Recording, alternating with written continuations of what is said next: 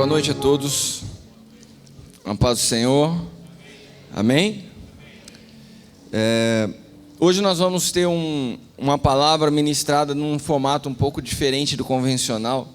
Nós estamos vindo de alguns meses já, onde praticamente toda semana nós temos estabelecido fundamentos em igrejas, amigos que caminham conosco em cidades diferentes. E eu me dei conta o quanto essas igrejas têm sido edificadas com algo que nós temos vivido aqui nessa casa. Mas ao longo dos últimos anos, muita gente chegou aqui e acredito que ainda não tenha tido uma fundamentação. Nós até falávamos de fazer essa conferência aqui também na casa. Mas hoje nós gostaríamos de ministrar uma palavra que nós temos ministrado na Conferência 5 em diversas igrejas. E é uma ministração que eu particularmente gosto muito, porque você traz muita luz em um assunto que foi muito distorcido na realidade da igreja brasileira, que é o governo da igreja através dos 5 ministérios. Eu queria dar boa noite também a quem nos acompanha através da TV Rica, cada um que nos visita nesse lugar, nessa igreja, nessa casa, nessa noite. E eu queria começar lendo um texto que está em 1 Coríntios, capítulo 4.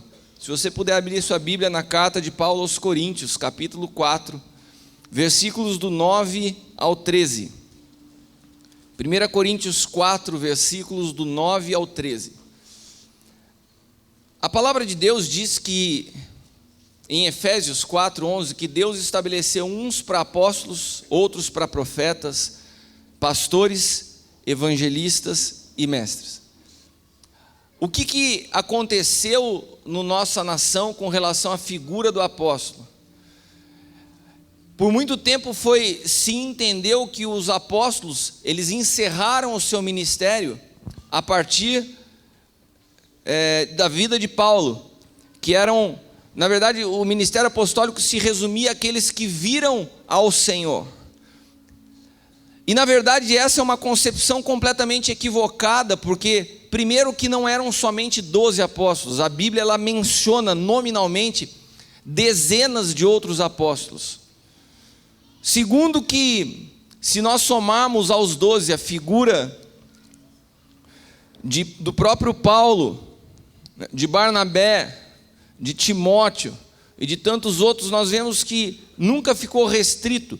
E por que quando Judas perde a sua posição, a figura de Judas é substituída por Matias? Ali tinha uma explicação profética, que nunca poderia haver na igreja de Cristo um vazio apostólico, porque não fazia o menor sentido, não tinha uma mística, não tinha tem que ser 12, senão dá errado, hein? Não tinha isso. A substituição de Judas foi algo profético para nos mostrar, nunca vai poder haver na igreja um vazio apostólico. Mas nós vemos a igreja caminha ao longo da história, e se você lê a Bíblia, eu creio que você lê a Bíblia, você vê a igreja nascendo basicamente em fundamento apostólico e profético. No Novo Testamento você só vê figura de apóstolos e profetas, você vê poucas vezes a menção do nome pastor.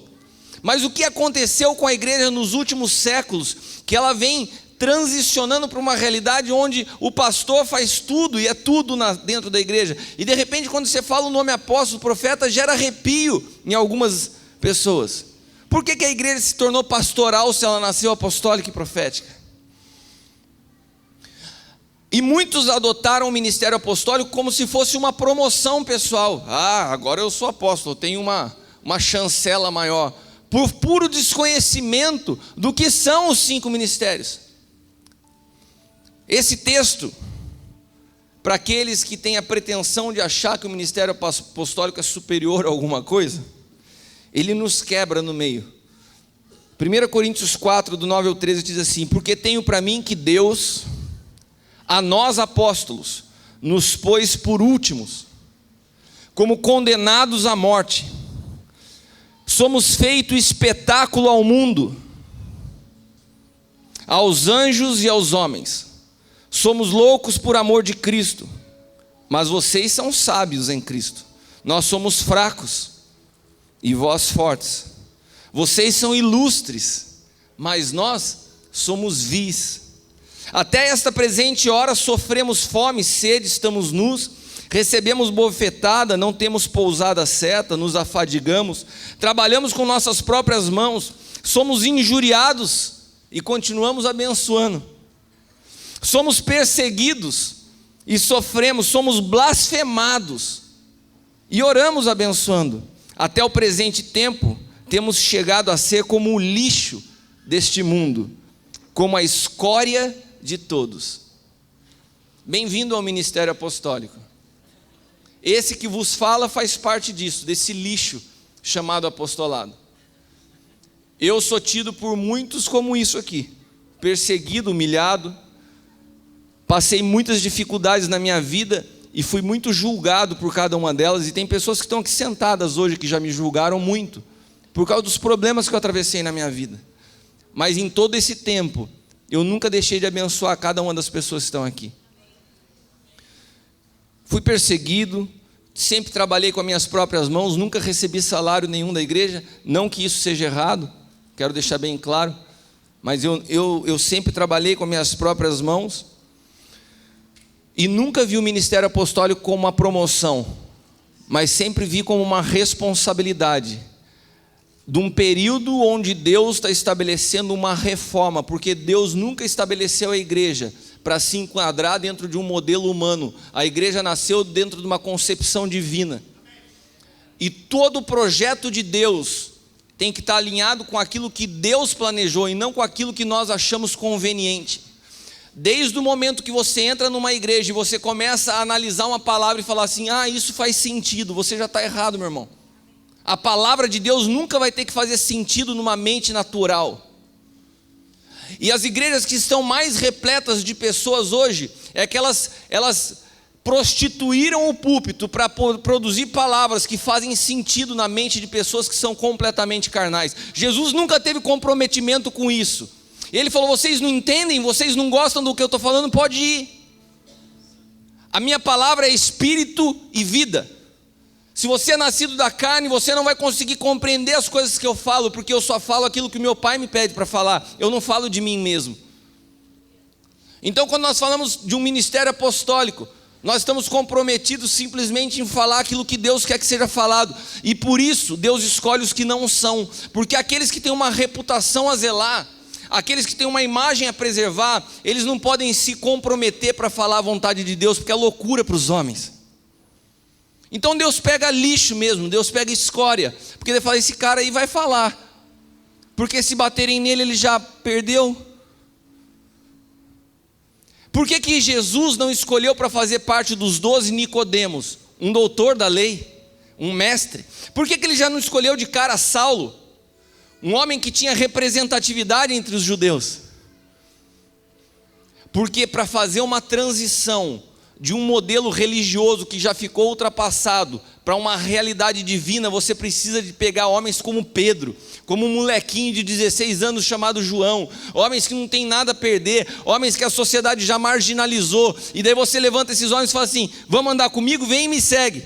Mas o que eu vou ganhar? Qual que é a minha participação? Não, você não tem nada, só vem e me segue, fica quieto. Tá bom.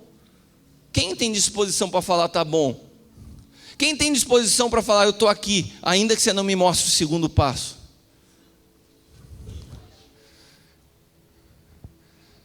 E hoje nós chegamos na igreja, o que nós vemos? O que essa igreja tem para me oferecer? Para eu ver se eu vou ficar aqui. Me apresenta as condições do cristianismo, que eu quero ver se eu mudo de religião. O evangelho nunca foi isso. Seguir a Cristo não significa benefícios pessoais, e nem melhora de vida, significa a perda da sua vida. É a troca da sua pela dele. Por isso Paulo dizia, não vivo mais eu, mas Cristo vive em mim. Não há glamour no ministério apostólico. O ministério apostólico, juntamente com o profético, são os ministérios que trabalham no nível mais violento de morte, que requerem maior renúncia das suas vidas, porque eles são o fundamento da igreja. A igreja nasceu apostólica e profética, E os apóstolos carregam o fundamento, a pedra angular que se chama Cristo. Os apóstolos são aqueles que zelam pela a centralidade do evangelho, que é Cristo, seja preservada.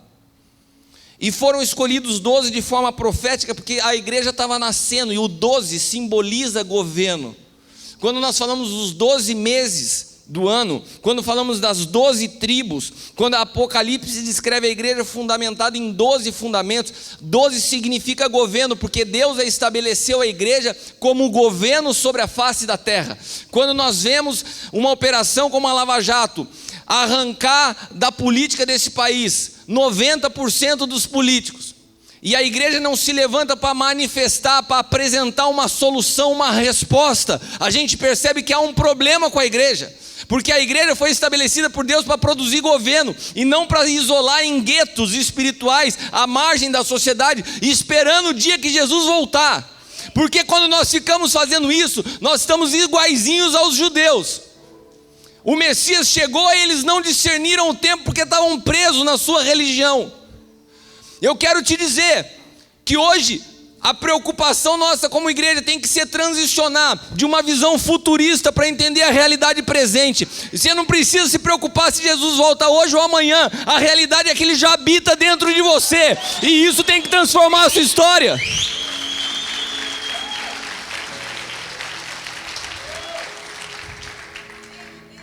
É fácil falar Maranata, ora vem Senhor Jesus, mas enquanto isso eu não perdoo quem está do meu lado. É fácil falar assim, Jesus vai voltar, porque isso nos dá uma sensação de acomodação. Então deixa o pessoal que está sem Ele morrer por aí, porque isso aqui não tem mais jeito mesmo. É esse o pensamento que se produz. Não, nós temos uma responsabilidade de transformação sobre a terra. Isso está sobre a igreja, e isso só acontece quando se distribui a responsabilidade em 5 ministérios.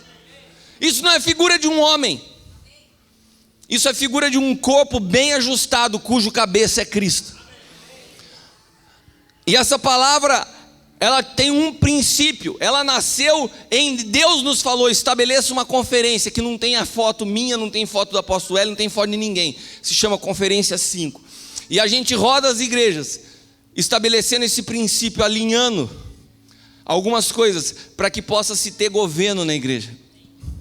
E essa palavra é uma palavra diferente, porque a gente ministra em 5 ministros, cada um dando a perspectiva da sua função, não é um maior que o outro, não é um superior ao outro, nós precisamos uns dos outros, para edificar a única coisa que Deus espera encontrar em mim e em você, a figura do seu Filho, Cristo ressuscitado.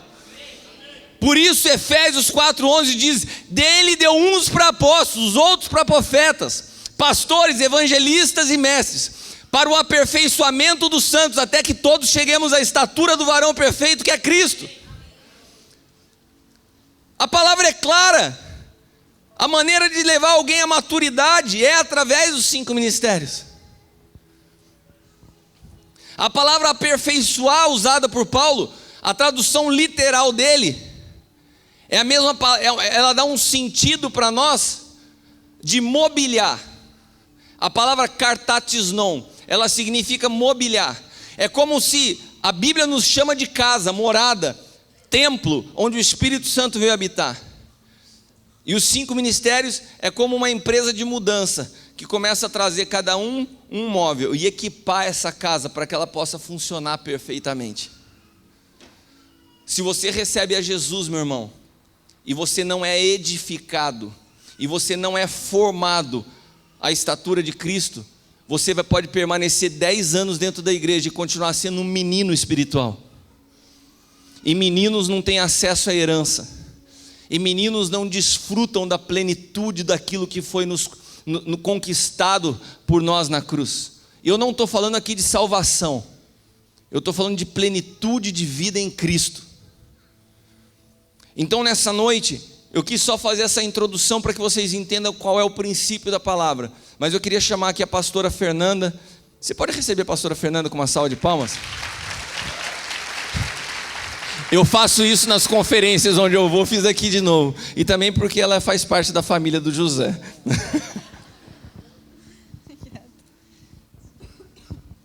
Boa noite, igreja, paz. Eu estou muito feliz de estar aqui nessa noite, porque a gente, como o Kiko disse, né, a gente já teve a chance de pregar isso em igrejas, né? Mas a gente nunca teve a chance de falar isso para nós aqui em casa, né? E você pode às vezes achar assim, mas esse assunto eu já sei, né? Estou aqui há tanto tempo, isso para mim é batido, e não é. Existem muitas coisas que às vezes a gente não conhece, existem muitas coisas que às vezes você não vive, né? E hoje a gente vai ter, como ele disse agora, a gente vai ter a oportunidade de poder esclarecer algumas coisas. E o mais legal e o mais rico, com 5 ministérios diferentes. Hoje você já ouviu falar que um apóstolo, depois vai ter pastor, hoje comigo. Depois nós vamos ter evangelista, profeta, mestre, né? E aí você vai poder ver como é rico, como o corpo precisa de todos, né? A igreja precisa dos 5 ministérios. Eu quero que você profetize e você declare isso comigo nessa noite. A igreja precisa dos 5 ministérios. Amém? A igreja precisa. Porque não dá para a gente centralizar todas as funções que o corpo precisa em um ministério só.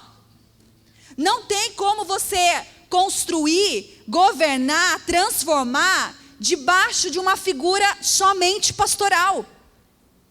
O pastor é uma bênção, eu vou falar hoje sobre pastor, né? Mas não tem como você construir, não tem como você edificar, transformar debaixo de um ministério só. Nós somos 5, nós precisamos dos 5. E faça assim com a sua mão. Quantos dedos você tem na mão? 5, né? A mão precisa dos 5 dedos. E com os 5 você vai conseguir moldar, você vai conseguir corrigir, você vai conseguir aparar arestas. Você precisa dos 5 dedos. E eu vou trazer uma forma aqui um pouco didática, um pouco fácil, para você nunca mais esquecer. Amém? Esse dedo aqui, ó, a gente coloca ele como apóstolo. Porque o apóstolo é o apoio. Você já tentou pegar alguma coisa sem esse dedo? Fica complicado, fica difícil e às vezes fica até impossível, dependendo do que você quiser pegar.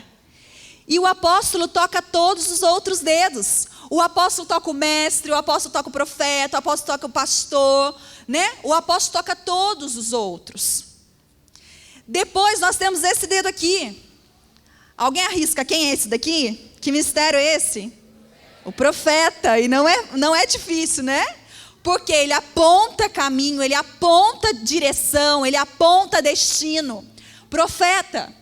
Depois nós temos esse dedo maior aqui. Nós falamos que ele é o evangelista. Por quê? Porque ele é o dedo mais longo da mão. Ele é o dedo que alcança maior extensão. É o dedo que vai mais longe. E evangelista faz isso. Evangelista vai longe. Evangelista é o braço externo da igreja. Depois nós temos esse dedo aqui. Quem é esse? É o pastor. Por quê? O pastor é aliançado com a igreja. O pastor ama a igreja. E agora eu vou puxar uma sardinha, né? Porque eu sou pastor. O pastor ama a igreja. O pastor é aliançado com a igreja. O pastor é casado com a igreja. Ele é comprometido com a igreja. Amém? E depois nós temos esse último dedo aqui, né? Quem é? É o mestre. Por que ele é o mestre? Essa ninguém sabe, né? Né? Porque ele é o menor, infelizmente é o menor número que nós temos na casa, né? Geralmente. E o mais legal, o mestre é aquele que faz assim, ó. Faz assim. O mestre é aquele que tira a cera dos nossos ouvidos, amém? Efatá. Abre, traz revelação, traz entendimento, né? Coisas que às vezes são complicadas, são complexas para nós. O mestre traz luz, o mestre traz efatá. Tira a cera dos nossos ouvidos. Amém? E agora com esses 5 eu tenho a figura de uma mão. Agora sim eu posso tocar a igreja. Agora sim eu posso moldar a igreja. Agora sim eu posso levar todos à estatura do varão perfeito que é Cristo. Amém? Então repete assim comigo de novo. A igreja precisa dos 5 ministérios. Amém? Isso é desde sempre, isso não é uma coisa que a gente inventou agora, não é uma coisa nova, não é uma modernidade, isso é bíblico. Abre aí a sua Bíblia comigo em Efésios 4:11. Quando você vai abrindo, é super conhecido, né? E às vezes tem muita gente que fica incomodado, e outros curiosos, pensando assim, mas por que vocês focam tanto no apóstolo e no profeta? Eles são maiores, eles são melhores, eles têm mais importância? Não. Porque a gente toca tanto nesse assunto, porque a gente, né, fala tanto deles. Porque infelizmente, nos últimos 100 anos, a igreja matou o ministério apostólico e o ministério profético. E há uma necessidade de falar, há uma necessidade de reformar. Por isso que a gente fala tanto, né? Mas lá em Efésios 2:20, você não precisa abrir, mas fala que o apóstolo e o profeta são o fundamento, né? São aqueles que estão abaixo, não aparece. Fundamento de uma casa fica embaixo, você não vê. Primeiro você tem o fundamento, depois você tem a construção, depois você tem telhado, depois você tem janela, né? Apóstolos e profetas não aparecem. Mas a gente precisa falar, porque por muito tempo nós fomos roubados disso. Amém? Abre aí Efésios 4:11. É o texto que norteia-nos. E ele designou alguns para apóstolos, outros para profetas, outros para evangelistas, e outros para pastores e mestres, com o fim de preparar os santos para a obra do ministério, para que o corpo de Cristo seja edificado. Repete assim, até que. De novo, até que. Até que todos alcancemos a unidade da fé e do conhecimento do Filho de Deus e cheguemos à maturidade, atingindo a medida da plenitude de Cristo. É até que. Até que. Ou seja, até que todos nós sejamos parecidos com Cristo, vai precisar de apóstolos, profetas, evangelistas, pastores e mestres. Até que. Enquanto isso não acontecer, repete comigo, a igreja precisa dos 5 ministérios. Até que, amém? A igreja precisa dos 5 ministérios. E hoje nós vamos falar aqui rapidinho como que funciona o governo de uma igreja. Debaixo dos 5, né? Com os 5, qual que é a função de cada um? Nós vamos especificar aqui rapidamente como que isso funciona em sinergia, né? Como uma engrenagem, um encaixa o outro, um completa o outro, né? E eu quero que agora você imagine você traga aí à sua mente uma imagem de um grande funil, esses funil de casa, cozinha, né?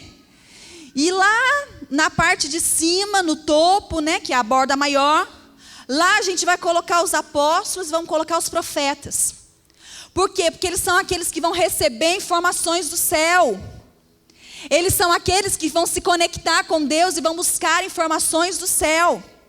Amém? Olha quanta informação, né? Um grande funil, e eles estão lá para receber. No meio, para começar a ajustar, a modelar as coisas, nós vamos colocar o mestre. O mestre é aquele que vai receber a revelação que o profeta e o apóstolo receberam, e ele vai ponderar isso na palavra. O mestre vai fazer essa parte de ponderação, vai ficar aí no meio, né? E depois a parte mais fininha, mas mais precisa, nós vamos colocar os evangelistas e os pastores, porque eles são pontuais, né? Eles atingem o povo, eles atingem a igreja, eles gostam, eles querem, eles têm a necessidade, eles têm a responsabilidade de tratar com o povo. Então, em cima nós temos apóstolos, profetas, que recebem as coisas de Deus, que recebem, que conectam, fazem a conexão do céu com a terra. No meio nós temos o mestre, que vai ponderar, que vai ajustar, que vai afunilar as coisas. E depois, aqui embaixo, nós temos aqueles que tratam do povo, pastores e evangelistas. E agora eu quero que você traga uma outra visão aí, que vai ficar bem claro. Como uma cruz, né? A parte vertical, a madeira vertical, nós vamos falar que são os apóstolos e profetas. Eles vão fazer a conexão do céu com a terra, céu com a terra, céu com a terra. Tudo que é assunto de céu, tudo que é assunto de governo, tudo que é assunto de pensamento, coração de Deus, são os apóstolos e profetas. Céu na terra, amém? E aqui na parte horizontal da cruz, nós vamos colocar quem? O mestre no meio. E aqui, horizontal, pastor e evangelista. Né? Porque são aqueles que abraçam a igreja, são aqueles que são casados com a igreja, são aqueles que amam o povo, né? Você entendeu?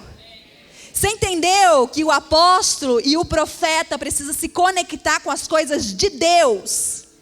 E o pastor, o evangelista, são aqueles que precisam se conectar com o povo, né?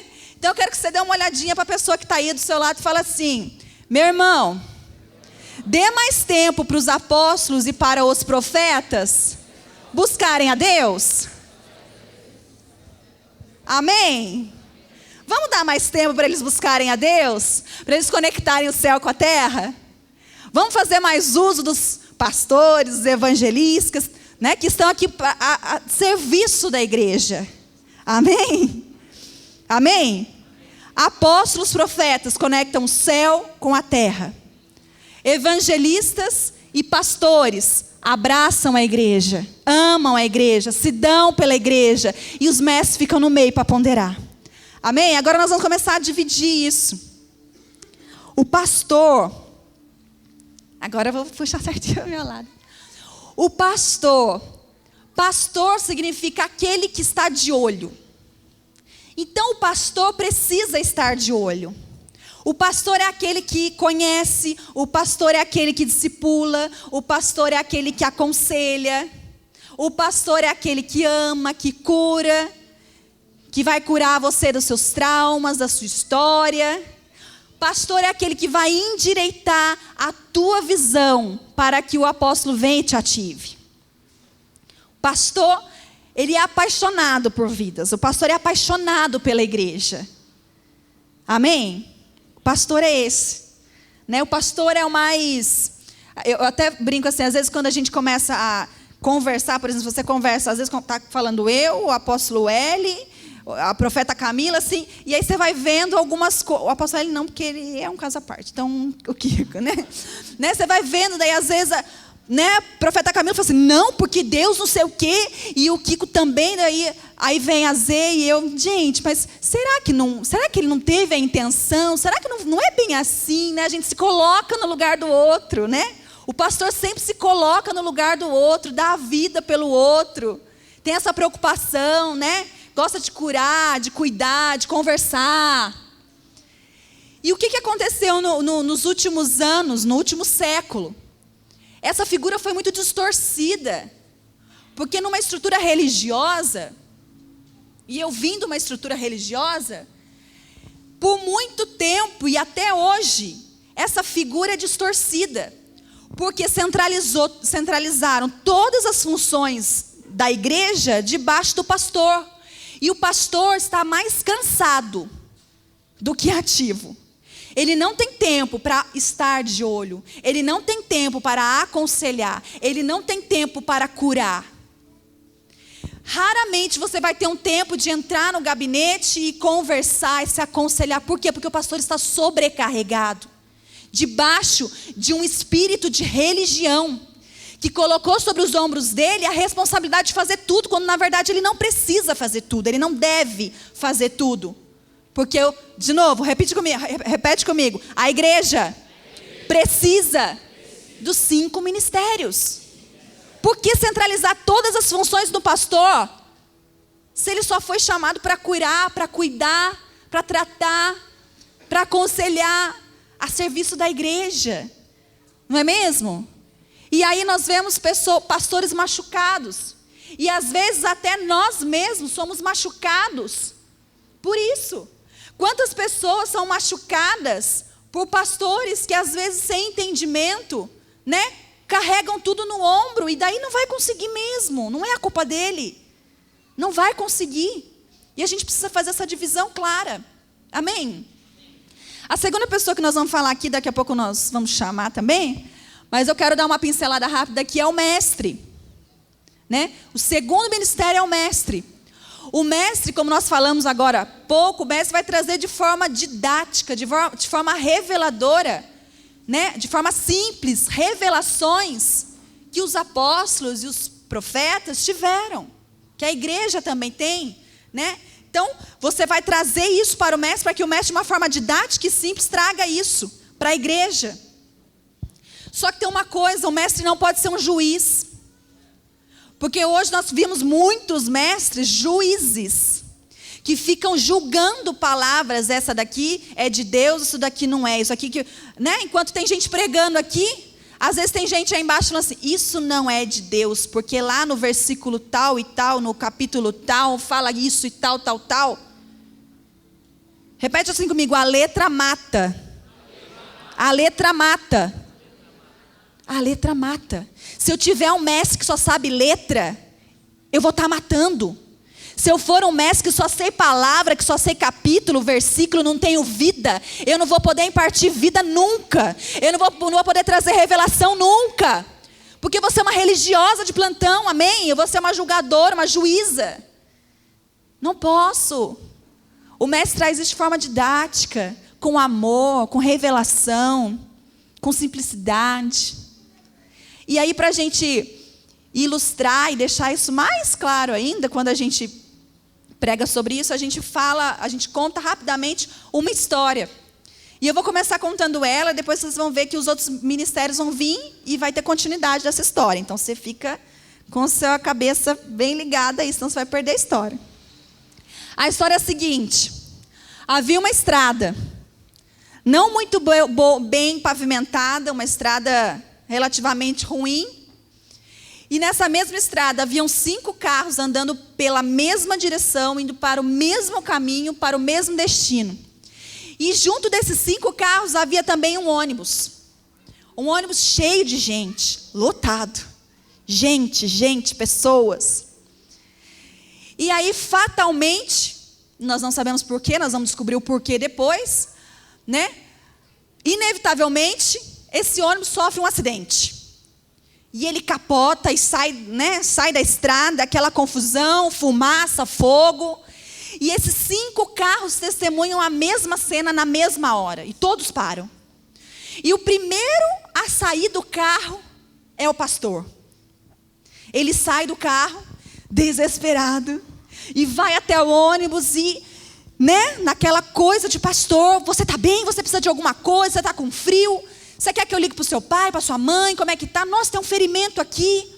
E ele vai tentar estancar algum sangue ali, alguma coisa, e tem a malinha ali de primeiros socorros dele. Ele vai dar os primeiros suportes de socorro para essas pessoas desse ônibus. E ele faz isso muito bem. Ele cuida muito bem, ele fala muito bem, ele ajuda todo mundo, ele tem a intenção de curar e ajudar. E ele já pega o celular e já liga já para o resgate. Eu estou aqui. E enquanto ninguém chega, ele está ajudando, servindo, cobrindo. E aí no final disso tudo ele para e pensa assim: puxa vida, eu gosto tanto de servir, eu gosto tanto de ajudar, por que eu não fiz medicina? Ele para, por que eu não fiz medicina se eu gosto tanto de servir pessoas? Esse é o pastor. Amém? É a primeira pessoa que sai do carro. E nós temos mais outros 4 carros, que nós vamos dar continuidade. Eu quero chamar a mestra Andréia aqui. Recebe ela com uma salva de palmas também, já que o Cristiano fez isso comigo, né?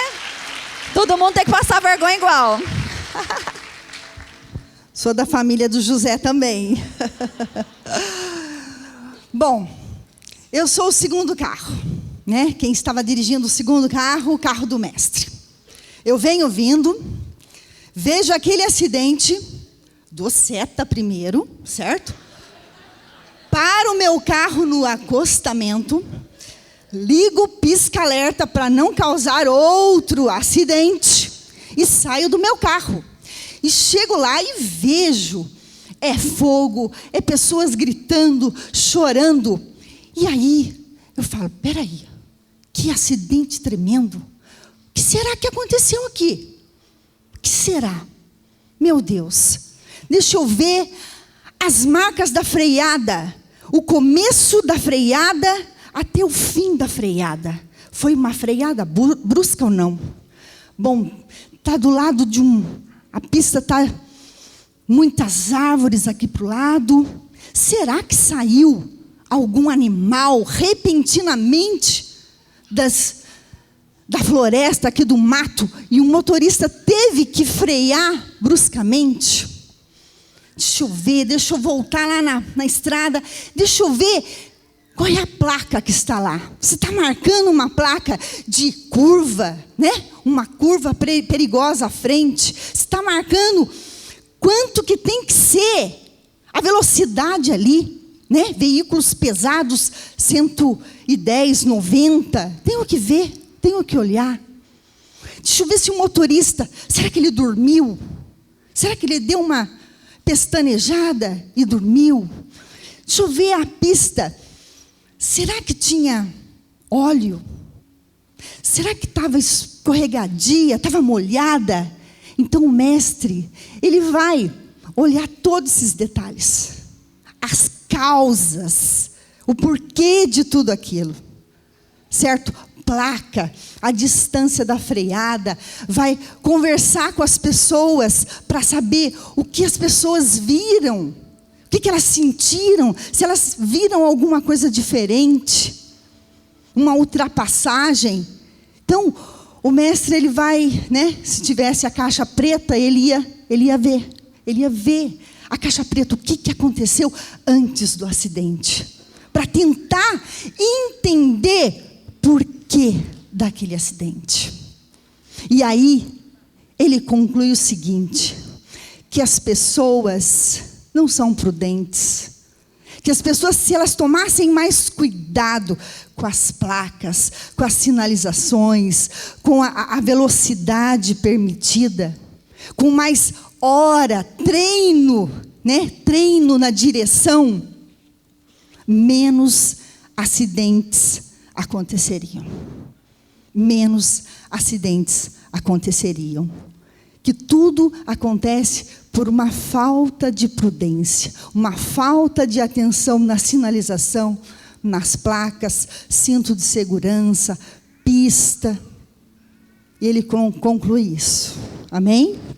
E aí, o terceiro carro para e sai dele o evangelista.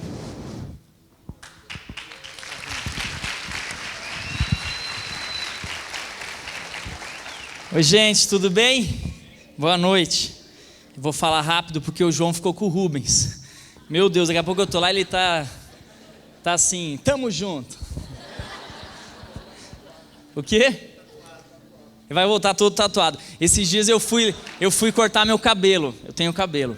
Eu fui lá na barber do Bruno e do Rubens.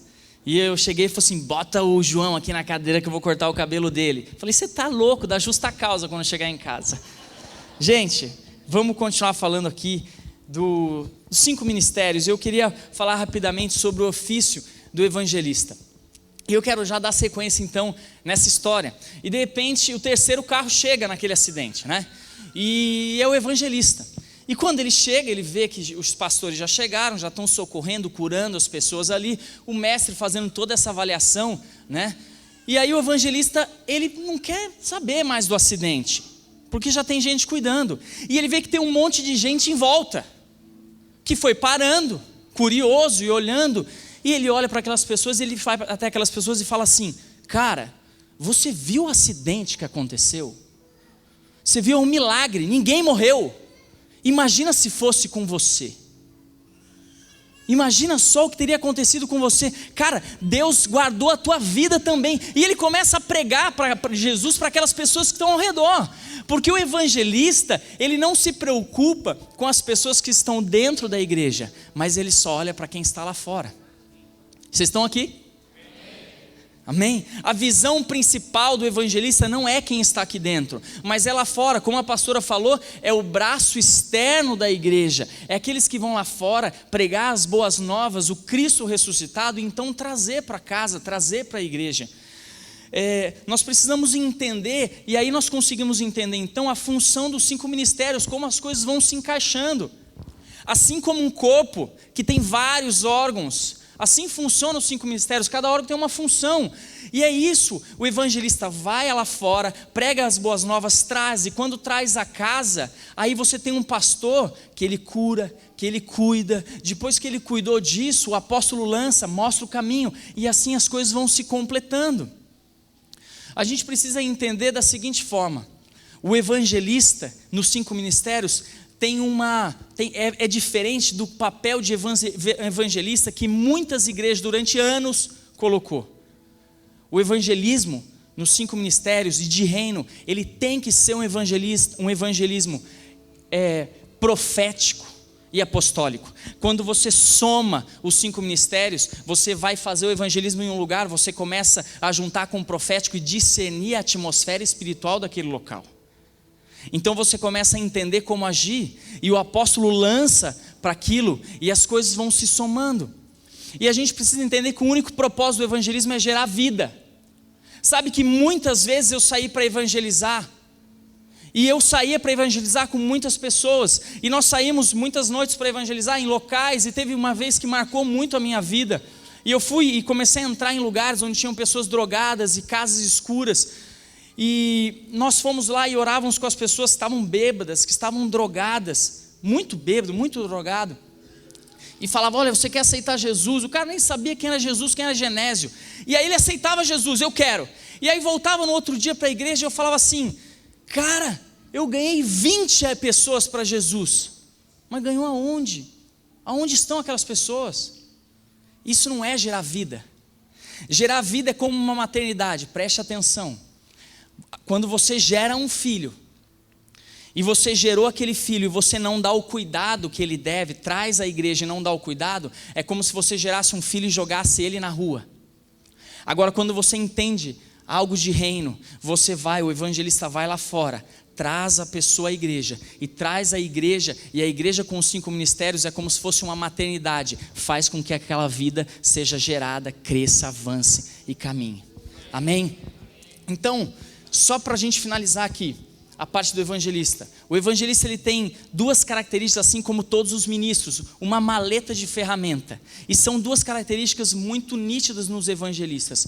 Primeira característica: o evangelista ele sempre vai agir com sinais de maravilhas e prodígios. Ele caminha em fé assim, porque sinais de maravilhas e prodígios faz com que as pessoas fiquem maravilhadas e busquem ao Senhor, fiquem impactadas com aquilo. E um outro sinal do evangelista também é que o evangelista é uma pessoa muito comunicativa. Ele tem uma graça, não é comunicativa de falar muito, ele tem uma graça para se relacionar com as pessoas, porque assim ele abre caminho para falar de Cristo. E a função do evangelista agora dentro da casa, qual é? Fazer com que a igreja entenda a responsabilidade do ID, porque o ID e falar de Cristo não é só dos evangelistas, mas é para toda a igreja. A palavra de Deus diz: ide por todo mundo, pregai o evangelho. Isso não é só para os evangelistas. E aí a igreja entende a responsabilidade de manifestar o amor de Cristo para todos que estão ao lado, meu irmão. Para a pessoa que está no seu trabalho, para o seu irmão, para o seu parente, para aqueles que estão ao teu lado. A maior forma de manifestar o amor de Cristo nada mais é do que falar dele para as pessoas que estão ao teu lado. Amém? Deus te abençoe. Aplauda o Senhor. Eu gostaria de chamar o profeta Camila.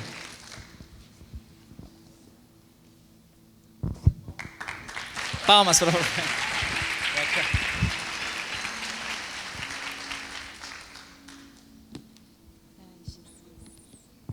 Então, gente, né? Bom, o profeta, primeiro que ele não sabe contar histórias, né? Vou ter que entrar nessa história aí. Não sou uma boa contadora de histórias. Mas, dentro desse contexto que nós estamos falando, e dentro dessa história, como 4º carro a parar diante dessa situação, o profeta é aquele que não vai espantar muito com o que está acontecendo. Ele vai ficar paralisado ou perplexo, ou procurando as provas, procurando tudo o que está acontecendo. Porque o profeta, na noite anterior, ele teve um sonho. E ele já sabia que aquilo iria acontecer. E ele já tinha a revelação de que aquilo iria acontecer. Porque isso é um dos papéis do ofício do profeta. O ofício do profeta é aquele que acessa o coração de Deus e é aquele que recebe a revelação de Deus das coisas que estão por acontecer, das coisas que estão acontecendo, e ele se move sempre à frente. Ele sempre está uma estação à frente. Mas o interessante é que o profeta, ele não trabalha sozinho, pelo contrário. E isso foi... Deixa eu só abrir aqui o slide aqui que eu... E isso foi muito distorcido, assim como alguns ministérios, também o papel do profeta dentro das igrejas. Porque até então, quando se falava de um profeta, o que nós imaginamos? Imaginamos uma pessoa que quando ela começa a pregar e eu vou buscar uma oração e ela começa já a orar por aquela pessoa e ali ela já dispara, assim te diz o Senhor, você vai ter uma casa, um carro, e a igreja começou a se mover dessa forma no profético e procurando esse tipo de manifestação. Mas não é dessa forma que um profeta, ele atua hoje nessa reforma apostólica e profética. Ele é um profeta que anda junto do apóstolo. Ele sempre está debaixo de uma submissão apostólica. Ele sempre está debaixo ali de uma autoridade também. E dentro do ministério profético, estou falando aqui como o profeta, mas nós temos também os campos de atuação do profético. Vou falar resumidamente, porque nós temos aqui uma escola de profetas, onde nós temos hoje 60 alunos, onde os profetas da casa, todos os profetas, trabalham juntos e unidos para isso. Mas vou falar rapidamente, nós trabalhamos ali com 3 áreas, nós chamamos de campos de atuação do profeta, e eu quero deixar isso claro para você. Primeira coisa, você pode profetizar? Ou só um profeta pode profetizar? Você pode profetizar. Todos podem profetizar no primeiro campo de atuação do ministério profético, que é o quê? O espírito da profecia, que é o Espírito Santo de Deus, que habita em nós, que está em nós, e ele coloca palavras na boca da pessoa da maneira que ele quer. Só que existe uma limitação nisso. Ele atua nesta esfera. Ele pode profetizar uma vez, inspirado pelo Espírito Santo que habita nele, e nunca mais ele pode profetizar. É diferente do segundo campo de atuação do ministério profético, que é o dom da profecia, que é um dos dons do Espírito Santo. Quantos já ouviram falar do dom da profecia? Sim, o dom da profecia, que é um dom que reside, que é um dom dado pelo Espírito Santo, que ele também distribui, como diz a palavra, da maneira que ele quer, da forma que ele quer, a quem ele quer. Ele entrega esse dom e a pessoa atua em 3 situações. Ela trabalha na exortação, na edificação e no consolo. E é assim que ela manifesta esse dom, como tantos outros dons do Espírito Santo. E o último campo de atuação do ministério profético, muito rápido, é o ofício do profeta. E o que é o ofício do profeta? É um comissionamento. O ofício do profeta é um chamado desde o ventre. Há uma responsabilidade, ele atua em todas as esferas na igreja. É uma função de governo dentro da igreja. E ele atua junto aos 5 ministérios. Aperfeiçoando, trabalhando junto aos santos, no aperfeiçoamento dos santos. E o ofício do profeta também, ele sempre vai apontar o caminho. Ele vai trabalhar do lado dos apóstolos e para que a igreja cresça, ditando as tendências. Imagina um estilista. O estilista, nós estamos agora em qual estação? Nós estamos no inverno. Nós estamos no inverno aqui no Brasil. O estilista nas passarelas e em todos os lugares, ele já está pensando, ele já tem tudo pronto, ele já lançou, ele já está na frente da próxima tendência do que é a próxima estação. E é assim que o profeta trabalha. Ele sempre precisa estar atento, antenado, ele precisa estar conectado ao coração de Deus para receber a revelação para uma geração, para um tempo, para uma casa, para uma igreja. E Ele atua em todas as esferas. Ele edifica, Ele exorta, Ele consola, mas Ele vai além. Ele atua também num campo de governo. Nós podemos expandir isso para uma nação, nós podemos expandir isso para uma cidade, e assim é a função do ministério profético também dentro da casa.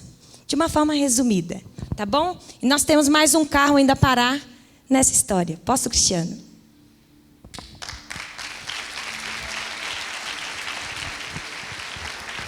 Nós dois somos os únicos que não somos parentes do José. E nós dois somos os únicos que não somos parentes do José essa noite, nessa história. Mas por último, então, chega o carro do apóstolo. E quando chega o carro do apóstolo, se identifica o porquê houve aquele acidente. Porque quando nós entendemos o funcionamento da igreja, nós percebemos que a igreja ela sempre nasceu de um envio. A palavra apóstolo significa enviado. E o apóstolo chega naquele local e ele fala, né, aquelas pessoas já estão cuidadas pelos pastores, o mestre já avaliou todas as circunstâncias que causaram aquela situação, o evangelista já ganhou todo mundo para Jesus, o profeta já estava ali falando como deve ser da próxima vez, porque Deus já havia mostrado a ele, e você pode perguntar, por que o profeta não falou? Porque o profeta sabia que não ia se perder nenhuma vida. E o apóstolo fala, se vocês tivessem me falado que fariam essa viagem, viriam na frente, eu teria vindo antes para preparar o caminho. Eu teria planeado esse caminho. E depois eu teria enviado vocês para que isso não acontecesse. Como uma igreja apostólica, nós temos visto isso acontecer no dia a dia das nossas vidas. Nós tivemos, há 2 anos atrás, na África, e não foi um trabalho para que a igreja fosse. Nós fomos apostolicamente abrir caminho, entender, discernir o local. Eu creio que esse ano, ou começo do ano que vem, nós vamos estar enviando uma equipe à África. Mas depois de apostolicamente já temos tocado a terra, já entender as coisas e saber como podemos nos mover naquela nação. O apóstolo, a palavra apóstolo, ela nasceu não na igreja, não com os discípulos. Na verdade, todas as vezes que Roma conquistava um novo território, eles enviavam alguém que era um apóstolo para estabelecer cultura nesse local conquistado, para implantar a cultura de Roma naquele local. E ele ia na frente preparando o caminho para que depois outras pessoas chegassem naquele território. E o apóstolo ele tem essa função como igreja de envio, né? Hoje nós vemos as igrejas muitas vezes nascendo da vontade de uma pessoa que não concorda com algo. Eu não concordo com a visão da casa, vou montar uma igreja. A igreja, o projeto de Deus nunca foi que a igreja nascesse dessa forma. Ela não nasce da vontade humana, ela nasce de um envio. Pode ser que Deus te deu uma visão, Deus te deu uma palavra. Então, se você tem uma paternidade apostólica, Ele te envia para cumprir uma missão. E daí você nasce dentro de um princípio divino. Então, nós como igreja, quando nós entendemos o funcionamento dessas 5 engrenagens juntas, nós estamos então habilitados a edificar as pessoas à estatura de Cristo. E quando nós como igreja entendemos as funções, a gente começa, então é por causa disso. Por que os profetas falam de tal maneira? Por que os apóstolos às vezes são mais incisivos? Por que a gente não começa a querer comparar, fulano de tal, aquele pastor é mais amoroso? É a característica dele, meu irmão. Se você colocar a Zelinda, a Fernanda para pregar aqui e comparar comigo, vocês vão me chutar na igreja. Escorre mel delas falando, eu não sou assim. Cada um tem uma característica. Mas quando nós respeitamos as características, nós entendemos que todas elas são necessárias para a edificação de Cristo em nós. E é um privilégio a gente poder fazer parte de uma igreja que caminha nos 5 ministérios. Eu tenho visto tantas pessoas que estão chegando aqui e têm amadurecido, e têm crescido, e têm sido formadas, e já estão sendo enviados. O Fernando, que é um caso aqui, está aqui com a gente há 1 ano, Fernando. Veio, está sendo edificado, está sendo formado, já foi enviado, já está começando lá um trabalho em São José.